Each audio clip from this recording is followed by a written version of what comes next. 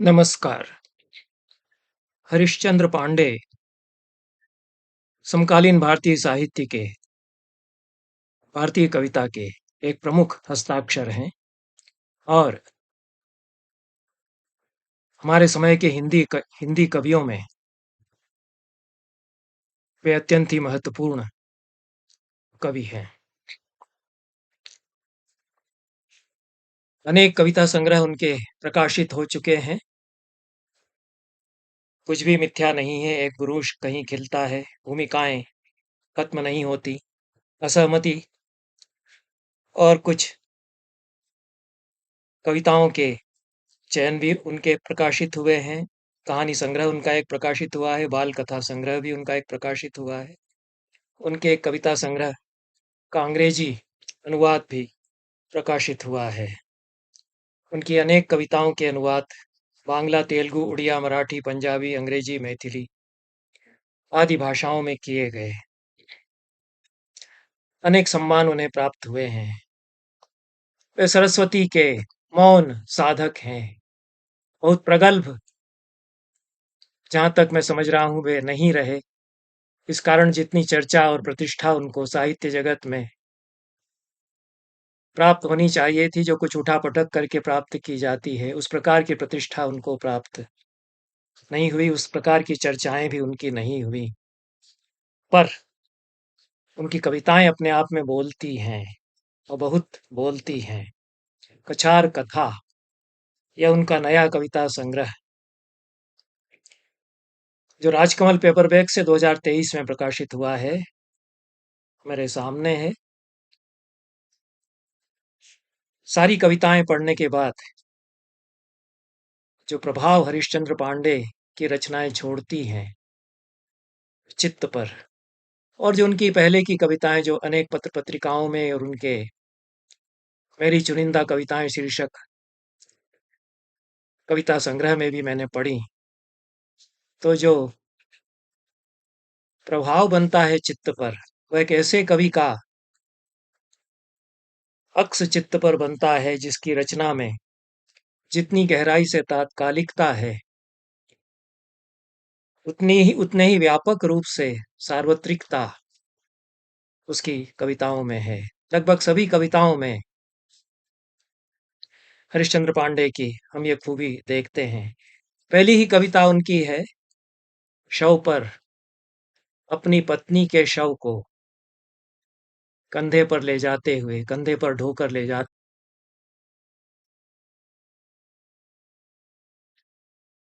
मैं 21वीं सदी का एक दृश्य हूँ। इस शीर्षक से यह कविता है और पत्नी के शव को अकेले अपने कंधे पर ले जाते हुए दाना माझी को टीवी पर देखने के बाद यह लिखी गई है। हम सब ने यह दृश्य देखा, अनेक लोगों ने हम में से यह दृश्य देखा होगा, सबने नहीं। बहुत उद्वेलित करता है, झकझोर करके रख देता है। दाना माझी जिस तरह से चलते चले जा रहे हैं अपनी पत्नी के शव को कंधे पर रखे हुए। दूर है गांव, कालाहांडी के अस्पताल में क्षय रोग से ग्रस्त उनकी पत्नी भर्ती थी। ले जाने के लिए एम्बुलेंस का शव को ले जाने के लिए एम्बुलेंस की व्यवस्था नहीं हो पाई। एम्बुलेंस वाले पैसा बहुत मांगते हैं।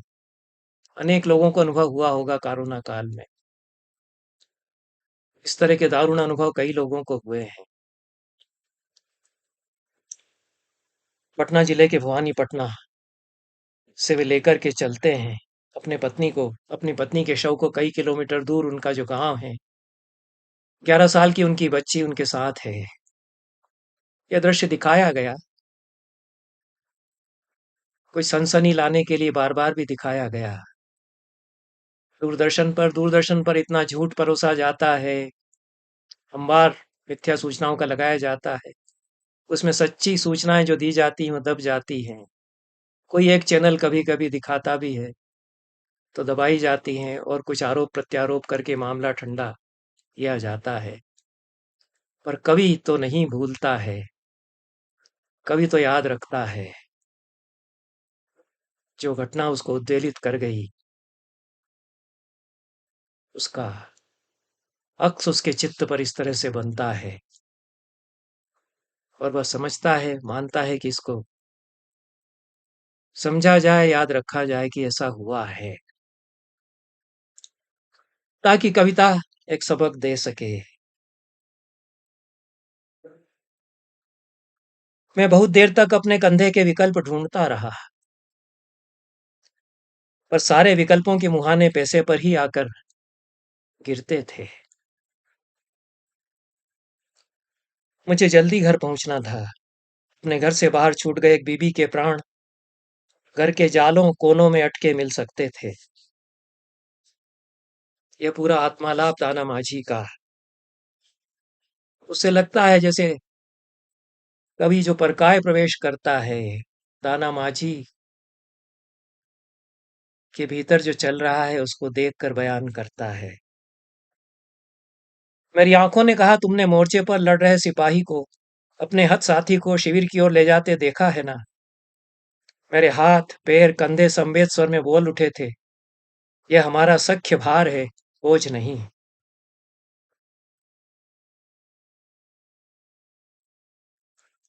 मैंने पल भर के लिए अपनी बेटी की आंखों में शरण ली। उपग्रह सी नाचती वह लड़की अभी भी अपनी पृथ्वी को निहार रही थी। हम दोनों एक निःशब्द यात्रा पर निकल पड़े। यात्रा लंबी थी, मेरी बच्ची के पांव छोटे, तितलियों के पांव चलने के लिए होते भी कहाँ हैं। वे तो फूलों पर बैठते वक्त निकलते हैं बाहर। मेरी तितली मेरे कंधों के छालों की ओर देख रही थी बार बार। पर ये सब तो घाव थे, पर ये सब तो वे घाव थे जिन्हें उजाले में देखा जा सकता है और अंधेरे में टटोला। हम दोनों चुप थे, मौन बोल रहा था। मौन का कोई किनारा तो होता नहीं। सो कंधे पर सवार मौन भी बोलने लगा था। कंधे पर सवार मौन भी बोलने लगा था। महाराज, आज इतनी ऊंचाई पर क्यों सजाई गई है मेरी सेज? शबरी के लाडले क्या इसी तरह जताते हैं अपना प्यार? आज ये कहाँ से आ गई इन बाजुओं में इतनी ताकत? तुम्हारा गया हुआ अंगूठा वापस आ गया क्या? हाँ, अब मैं एक दृश्य था। सभी कविताओं में हरिश्चंद्र पांडे की किसी एक घटना को भी लेकर के, किसी एक दृश्य को भी लेकर वे कविता यदि रचते हैं तो एक बड़ा कैनवास उसके पर्यंत में रहता है। अकेली घटना, अकेला दृश्य नहीं, फिर सारा विश्व उसमें समाने लगता है। तब यहाँ अंगूठा वापस आ गया क्या, यह प्रश्न कोई मौन कंधे पर बैठा हुआ पूछने लगता है।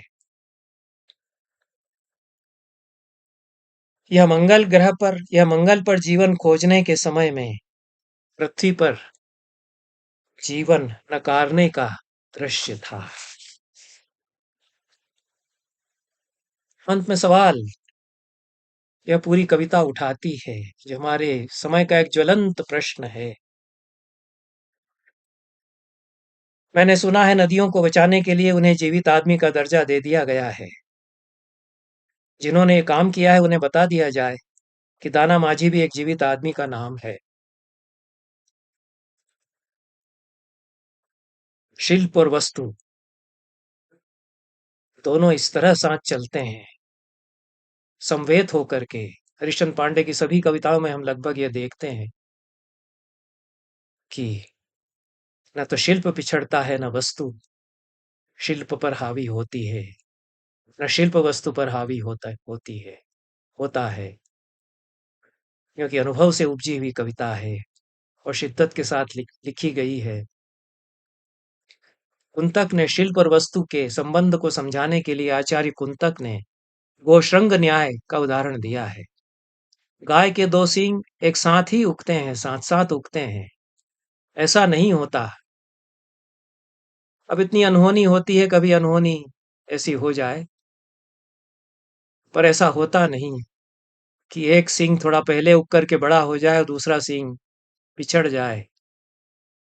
दोनों सींग एक साथ भीतर पनपते हैं, भीतर उगना शुरू करते हैं, भीतर से बाहर निकलने एक साथ लगते हैं, एक साथ ही बढ़ते हैं। उसी तरह से वस्तु और शिल्प कविता में, रचना में समान रूप से चलते हैं, जिसको कि दूसरा शब्द फिर कुंतक ने दिया, परस्पर स्पर्धाधिरोह। एक दूसरे से होड़ बदते हुए साथ साथ वे चलते हैं, साथ साथ यात्रा करते हैं। शिल्प की और वस्तु की यह, रूप और वस्तु की यह यात्रा हरिश्चंद्र पांडे की कविताओं में हम देखते हैं। और कितना बड़ा संसार वे समेटते हैं। दाना माझी की अकेले की व्यथा या नहीं, नदियों की व्यथा जिनकी तरफ ध्यान दिया गया, जिनको जीवित मनुष्य का दर्जा दिया गया, न्यूजीलैंड की एक घटना का इसमें संदर्भ दिया गया है। न्यूजीलैंड की सरकार ने वान गुनई नदी को जीवित आदमी का दर्जा दिया गया और कानूनन यह प्रावधान किया कि जैसे किसी जीवित आदमी को क्षति पहुंचाने, उसका कत्ल करने पर कानून में सजा दी जाती है, उसी तरह से हमारी इस नदी को क्षति पहुंचाने पर या इसकी हत्या करने पर वही सजा दी जाएगी। हमने इस तरह का प्रावधान तो नहीं किया। और कितनी प्रदूषित है नदियां हमारे यहाँ की, मैं अपने अनुभव से बता सकता हूँ। और बहुत मैं बोलता भी रहा हूँ इसको लेकर के, सच ही बोलता रहा हूँ। लेकिन दाना माझी का सवाल है कि नदियों को जब दर्जा दिया जा सकता है तो जीवित आदमी को भी माना जाए कि वह जीवित है। छोटे से दृश्य को देख करके हरिश्चंद्र पांडे कई बिंबों में उसका बयान करते हैं, कई रंग उसमें उकेरते हैं उसके कैनवस को लाते हुए। दूसरी कविता इस संग्रह की यमुना इलाहाबाद में संगम होती हुई शीर्षक से है। इसको पढ़ते हुए कालिदास ने जो रघुवंश के 13वें सर्ग में वर्णन किया है, बहुत ही अनूठा वर्णन है गंगा और यमुना के संगम का। वे उपमाओं की लड़ी गूंथते हैं। यहाँ पर एक अलग तरह का बिंब लेकर के हरिश्चंद्र पांडे आते हैं।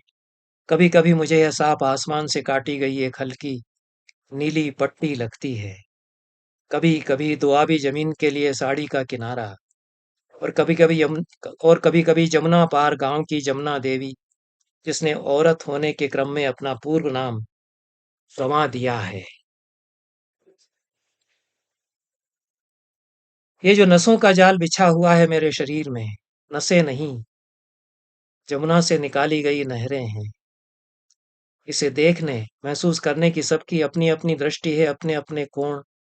इसे अकबर के किले के झरोखे से रानी की आंख बनकर देखा जा सकता है। इसे अक्षय वट की जड़ें बनकर छुआ जा सकता है। इसमें गोता लगाकर किसी मिथकीय गेंद को हेरा जा सकता है बड़ी देर तक। और अनुभवों का विस्तार है, कई तरह के अनुभव इसमें खुलते हैं। मल्लाही वे साक्ष्य हैं जो कह सकते हैं, मल्लाही हैं वे साक्ष्य जो कह सकते हैं कि हमने यमुना को उसके अंतिम चरण में देखा है। वही कह सकते हैं कि हमने यमुना को संगम होते देखा है। और वही कह सकते हैं कि सभ्यताएं संगमों का इतिहास हैं, अकेले अकेले का खेल नहीं। कछार कथा, जिस पर इसका शीर्षक दिया गया है इस कविता संग्रह का, यह पहले भी पढ़ी हुई है और स्वयं कवि के मुख से सुनी हुई भी है। यह एक महाकाव्यात्मक कविता है और एक बस्ती का बनना और उसका तहस नहस होना, उसका डूबना, इसकी कथा इसमें कही गई है। कछारों पर बस्तियां बन जाती हैं, कैसे दलाल, कारपोरेट्स, जिनके न्यस्त स्वार्थ हैं, वो लोग क्या क्या गुल खिलाते हैं, और कैसे सीधे साधे लोग झांसे में आते हैं। वे समझते हैं कि हमें तो अच्छे मकान बन गए। कछार पर पूरी की पूरी कॉलोनी बस जाती है। हरिश्चंद्र पांडे इस बस्ती का, जो एक कॉलोनी सी बस गई, उसका मगन होकर वर्णन करते हैं। उसके थोड़े से समय के लिए उन लोगों के जो इसमें बस गए हैं, उनके जीवन में आए हुए आनंद का वर्णन करते हैं, सुंदर वर्णन करते हैं। बच्चे गलियों में खेल रहे हैं, दुकानदारों ने दुकानें खोल दी हैं, डाक विभाग डाक बांट रहा है, राशन कार्डों पर राशन मिल रहा है, मतदाता सूचियों में नाम बढ़ रहे हैं। कछार एक सर्वमान्य बस्ती है अब। पर सावन भादों के पानी ने यह सब नहीं माना। उसने न बिजली वालों से पूछा, न नल कल से, न नगर पालिका से, न दलालों से। हर हरा कर चला आया घरों के भीतर। यह भी न पूछा लोगों से कि तुमने तिनके तिनके जोड़ा था या मिल गया था कहीं एक साथ पड़ा हुआ। तुम सपने दिन में देखा करते थे या रात में। लोगों ने चीख चीख कर कहा, बार बार कहा, बाढ़ का पानी हमारे घरों में घुस गया है। पानी ने कहा, मैं अपनी जगह में घुस रहा हूं।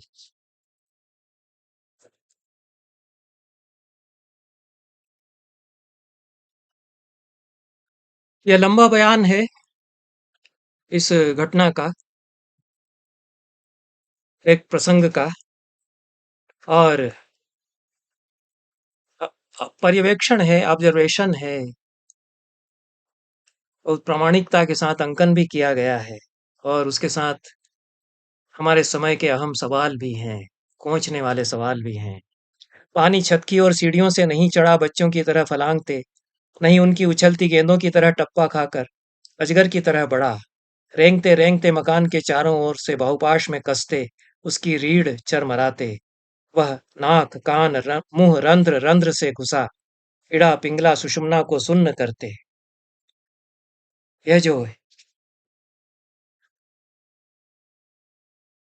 निम्न मध्यम वर्गीय परिवार के लोगों के जीवन की त्रासदी है, विस्थापन की त्रासदी, और कहां-कहां से कितनी बार वे हटाए जाते हैं और चले जाते हैं। ये बार-बार अपनी जमीन के एग्रीमेंट पेपर टटोल रहे हैं, जिन्हें भागते-भागते अपने प्राणों के साथ बचा कर ले आए थे। ये इस कविता की अंतिम पंक्तियां हैं। कुछ इसी तरह की एक और कविता है इस संग्रह में, डूबना एक शहर का, प्रसंग टिहरी। टिहरी शहर जिस तरह से डूबता है, उस पर बहुत सारी कविताएं उस समय भी लिखी गई थीं, और हमारे समय की ये जो विकट त्रासदी है, इसके पीछे धरती का हाहाकार है, प्रकृति की पुकार है, वो बड़ा संकट है समय का, जिसको ठीक से समझा नहीं जा रहा है। कुछ लोगों के न्यस्त स्वार्थ जुड़े हुए हैं। सरकारों को वर्ल्ड बैंक से कर्जा लेकर के और बांध बनाने होते हैं। उनका लंबे समय तक सचमुच में लाभ होता है देश को, समाज को, यह सवाल बना रहता है। पर जो क्षति होती है वह तो दिखती है, और अपूरणीय क्षति होती है। मनुष्यता की काया पर जो घाव इस तरह के प्रयास छोड़ते हैं। पानी की उठती दीवारों में वनस पानी की उठती दीवारों में वनस्पतियां चिनी जा रही थीं आहिस्ता आहिस्ता। जो जितना उम्र दराज था उसके उतने ही अधिक दिन डूबे, जिसके जितने अधिक दिन डूबे उसकी उतने भर अधिक आयतन की यादें उभरी। हरिश्चंद्र पांडे अपनी कविताओं में दिक्काल का बड़ा दायरा समेटते हैं। पौराणिक और मिथकीय काल भी उसमें आता है, ऐतिहासिक काल भी कहीं आता है। आज की खबरों से बनने वाला जो समय है वह भी है। आज की प्रमुख खबर यह एक कविता है। जापान के फुकुशिमा परमाणु संयंत्र में रिसाव की खबर पढ़कर यह लिखी गई है, और किस तरह से एक खबर सवाल छोड़ती है जिनकी अनुगूंजें कविता में पलट कर बार बार आती हैं। समय पर विडंबना पर जबरदस्त टिप्पणी है, हमारे समय की जो विडंबना है उस पर, जो कि झकझोर देती है। यह भी खबर हम लोगों ने पढ़ी अखबारों में, परमाणु संयंत्र में रिसाव से जापान में जो खलबली मचती है, जिन लोगों ने हिरोशिमा और नागासाकी की त्रासदी को झेला है। कविता अपने ढंग से इसको महसूस कराती है, ताकि सच हम याद रख सकें। चेरी के पेड़ पर फूल खिले दिखे, यह आज के अखबार की प्रमुख खबर है। ये यह कविता बताती है, और अंत में कहती है कविता, भला आज की तारीख में इससे बड़ी खबर और क्या हो सकती थी। चेरी के पेड़ पर फूल खिले दिखे। कवि की हमारे यहाँ खूबी यह बताई गई है कि वह सामान्य में विशेष देख लेता है। चीजों के भीतर छिपा हुआ जो सच सच है, उसको सामान्य आंखों से हम नहीं देख पाते, और कवि उसको उगाड़ता है। सभी अच्छे कवियों में यह खूबी पाई जाती है। ऊंट और रेगिस्तान शीर्षक से कविता है। हरिश्चंद्र पांडे की इस संग्रह में रेत सूख गई सलिलाओं की खुजवाई पीठें हैं, एक ऐसा विस्फार जिसके बंजरपन को नागफनियां पूरती हैं। ये जो ऊंट और रेगिस्तान के अंतर्संबंध को की व्याख्या इस कविता में की गई है, उसी तरह से फल को लेकर के एक दृश्य की व्याख्या करते हैं। इस उजास को फूल नाम दिया गया है। गोपनीयता के सारे व्यूहों को तोड़ने का फल था यह। पेड़ के उगने के दृश्य की है व्याख्या। चित्रों को देख करके कुछ कविताएं लिखी हैं। विषयों की विविधता है, समाज का अध्ययन है हरिश्चंद्र पांडे की कविताओं में। और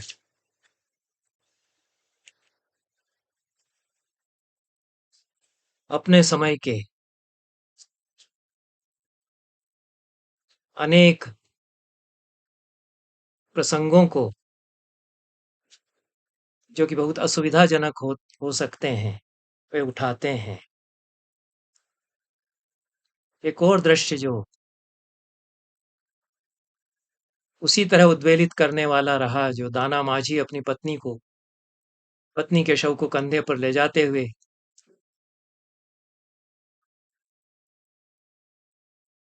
जो दृश्य है, सीरियाई गृह युद्ध के कारण विस्थापित एक परिवार, अयलियान कुर्दी का परिवार तुर्की से ग्रीस की ओर जाता है और समुद्री लहरों की चपेट में उसकी माँ, बड़ा भाई ये नहीं रहते हैं। और एलियान कुर्दी, जिसका कि चित्र बार बार दिखाया गया, चित्र अनेक जगह छपा, बहुत ही दहला देने वाला वह प्रसंग रहा है। इस सदी की सबसे बड़ी त्रासदियों में से एक, पूरी दुनिया को जिसने झिझोड़ कर रख दिया। कविता कदाचित इतनी मार्मिक यही उस पर लिखी गई होगी।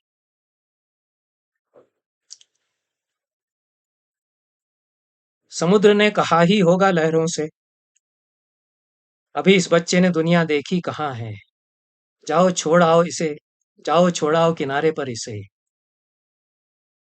पर यह दुनिया देखने लायक छोड़ी ही कहाँ थी हमने, उसकी फिरी हुई पीठ यही तो कहती है। अंधेरे में, अंधेरे के एक टापू से, यह शीर्षक की कविता है। यह आंखों की जांच कराते हुए जो अनुभूतियां हैं उसको लेकर यह कविता लिखी गई है। तिब्बती बाजार पर कविता है, जिसमें कवि एक लामा औरत की गोद में बैठे बच्चे में अनुदित हो गया अपने आप को अनुभव करता है, जो बच्चा अपनी रुलाई से माँ को हलकान किए हुए है।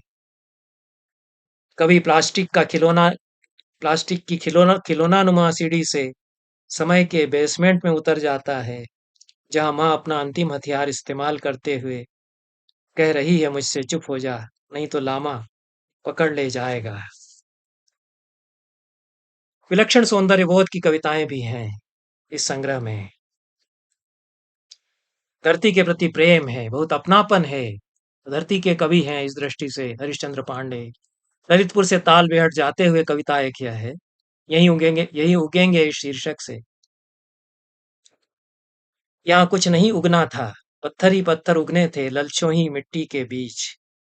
पत्थर भी जैसे हड्डियों का ढांचा लिए, कोई प्रागैतिहासिक पशु कुबड़। इस तरह से कविता चलती है। बौने बौने पर्णहीन पेड़ जो हैं, पत्थर जो हैं, कि यहीं उगेंगे, इस जिद ने इन्हें कितना सुंदर बना दिया है। एक कविता वैश्यालय में छापा इस शीर्षक से है। अनेक साहित्यकारों की स्मृतियां इनकी कविता में, पांडे की कविता में आती हैं। ये मंटो को याद करते हुए लिखी गई कविता है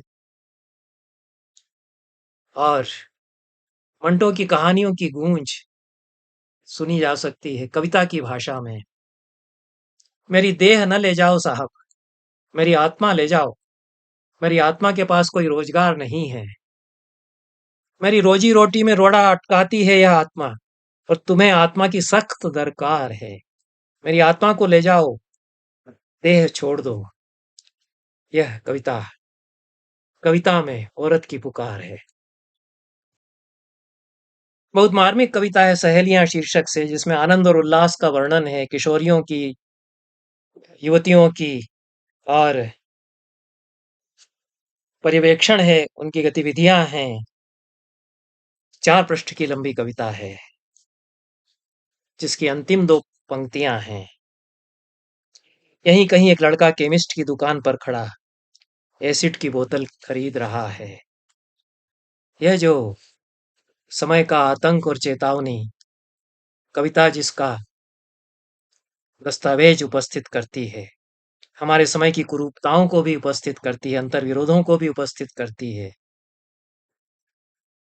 मैं एक भ्रूण गिराना चाहती हूँ, उसी तरह की कविता है यह। इस तरह की कविताएं और भी लिखी गई। संस्कृत में हर्षदेव माधव ने कुछ कविताएं लिखी हैं, भ्रूण के प्रति होने वाली माँ का संवाद।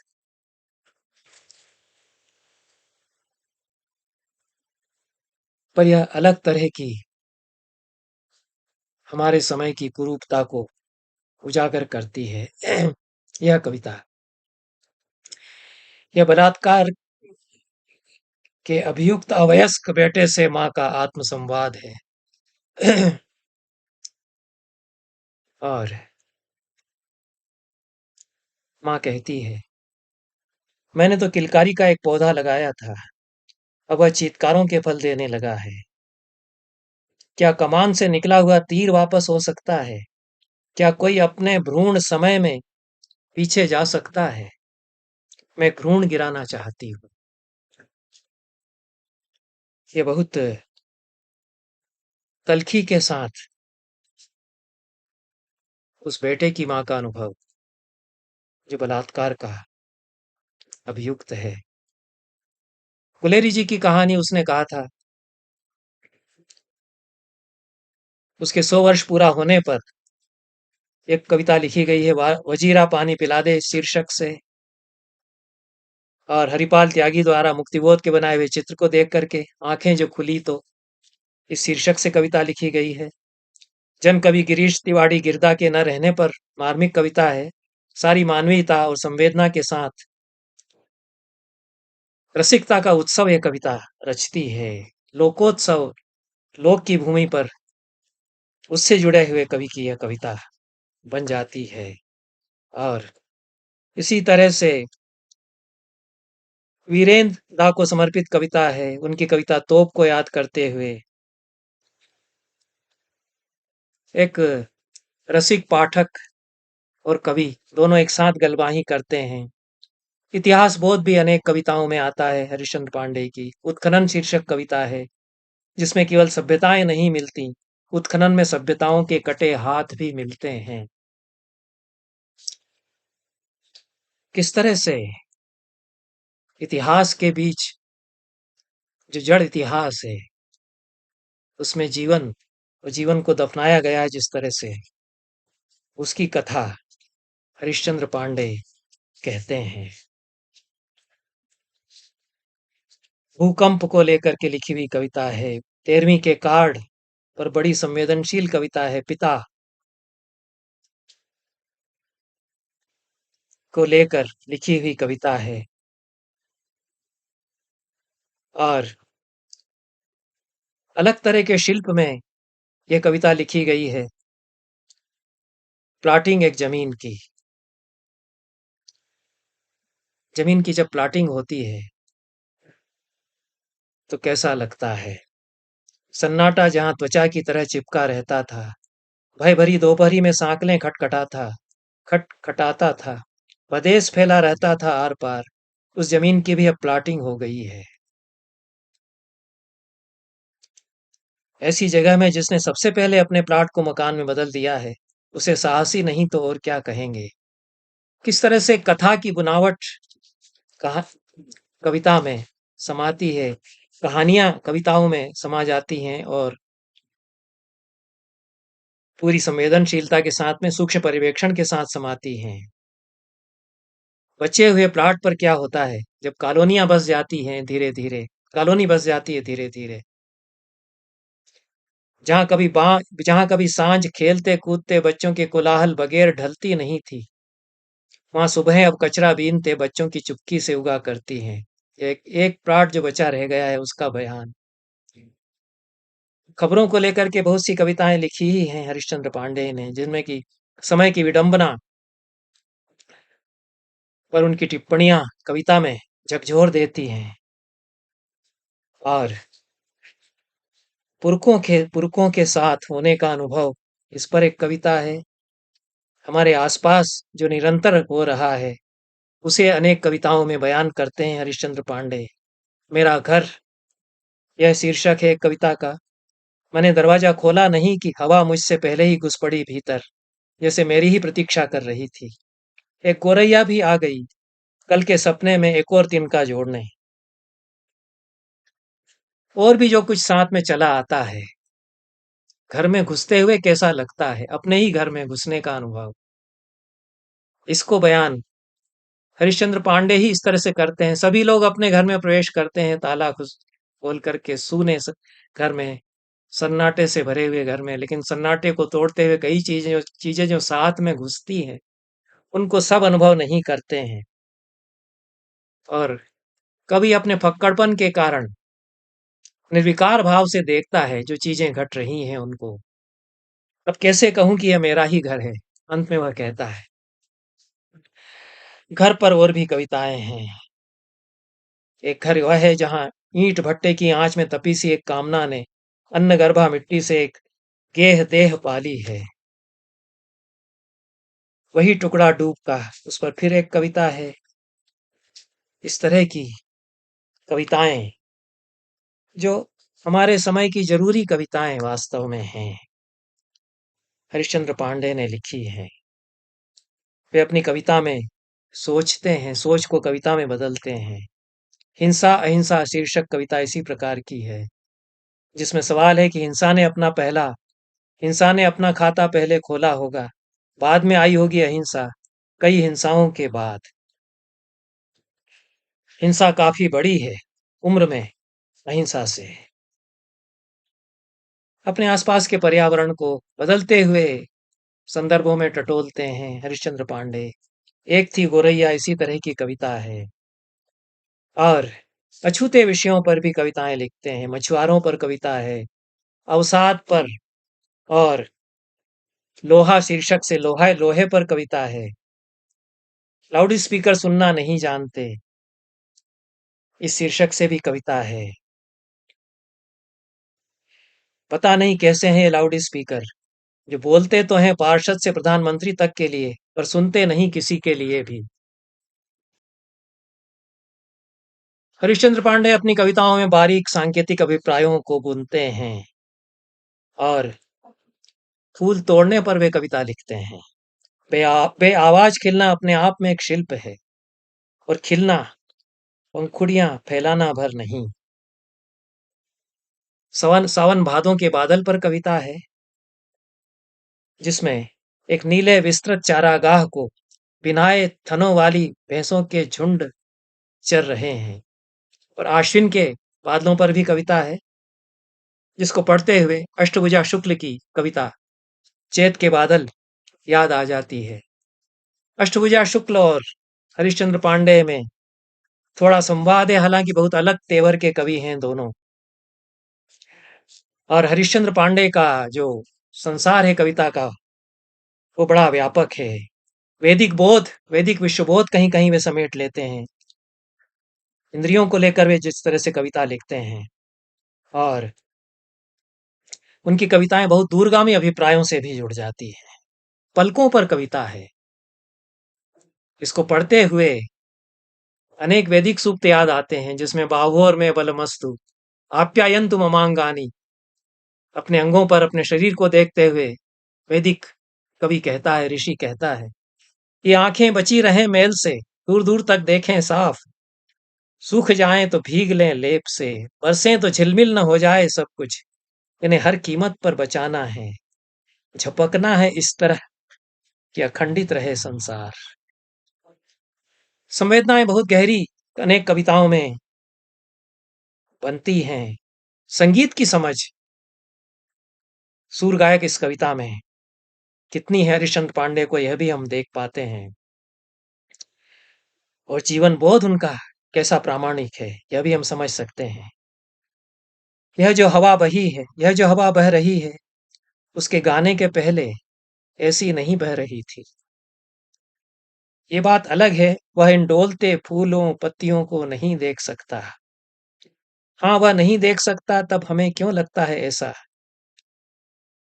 जब वह गहरा काला चश्मा चढ़ाए गुजरता है हमारे बगल से, हमें भीतर तक देखने लगा है।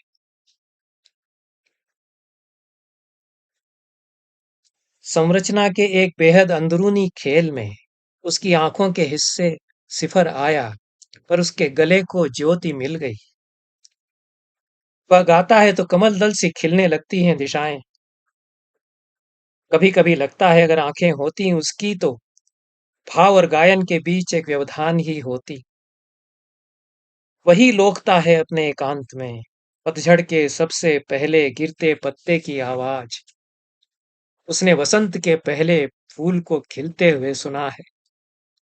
उसके कान उसके भीतर तक जाने का राजमार्ग है। लोकगीत कहते हैं उससे, हमें अपना कंठ दो, हमें अपना कंठ दे दो। निर्गुण कहते हैं हमें, निर्गुण अपनी अमरता दे रहे हैं उसे। लोकगीत अपनी उम्र। कुछ कविताएं लगता है जैसे कि अमर कविताएं रच दी हैं हरिश्चंद्र पांडे ने। अष्टभुजा शुक्ल की बात मैंने अभी कही। ब्लर पर उनका लिखा हुआ एक आलेख है, संक्षिप्त, जो कि सुंदर है। एक कवि अपने समय के दूसरे महत्वपूर्ण कवि को लेकर के जिस तरह से उसकी समझ हमारे सामने रखता है।